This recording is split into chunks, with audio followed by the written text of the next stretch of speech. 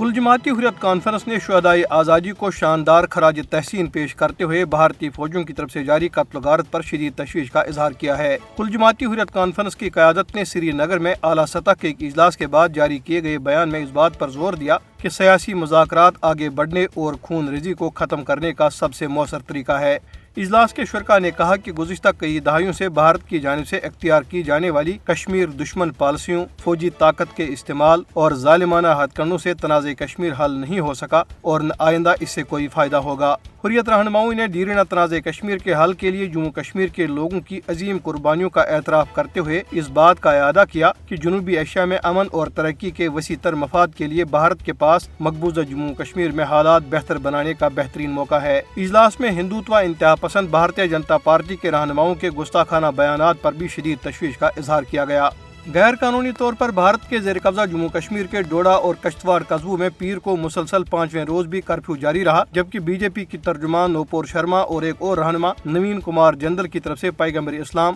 حضرت محمد صلی اللہ علیہ وسلم کے بارے میں گستاخانہ بیانات کے خلاف جموں شہر میں پرامن احتجاجی مظاہرہ کیا گیا۔ برطانیہ میں مقیم سینکڑوں کشمیریوں اور ان کے ہمدردوں نے لندن میں بھارت کے خلاف احتجاج کرتے ہوئے جموں کشمیر پر بھارت کے غیر قانونی قبضے کے فوری خاتمے کا مطالبہ کیا اور برطانوی حکومت پر زور دیا کہ وہ اقوام متحدہ کی طرف سے تسلیم شدہ متنازع علاقے میں جنگی جرائم پر بھارت کو جواب دہ ٹھہرائے۔ کشمیر کے حامی مظاہرین لندن میں پارلیمنٹ سکوائر پر جمع ہوئے اور بھارتی ہائی کمیشن کی طرف مارچ کرتے ہوئے کشمیر کو غیر قانونی بھارتی قبضے سے آزاد کرو جیسے نعرے بلند کیے۔ مظاہرین نے ہاتھوں میں پلے کارڈ اٹھا رکھے تھے جن پر کشمیری مزاحمتی رہنما محمد یاسین ملک کی فوری رہائی کا مطالبہ درج تھا، جنہیں ایک بھارتی عدالت نے سیاسی بنیاد پر قائم کیے گئے ایک جھوٹے مقدمے میں عمر قید کی سزا سنائی ہے۔ کشمیریوں کی جدوجہد آزادی کے حامیوں نے اس عزم کا اظہار کیا کہ جب تک آخری بھارتی فوجی مقبوضہ جموں کشمیر سے نکل نہیں جاتا اس وقت تک جدوجہد جاری رکھی جائے گی۔ محمد یاسین ملک اور تمام کشمیری سیاسی قیدیوں کو رہا کرو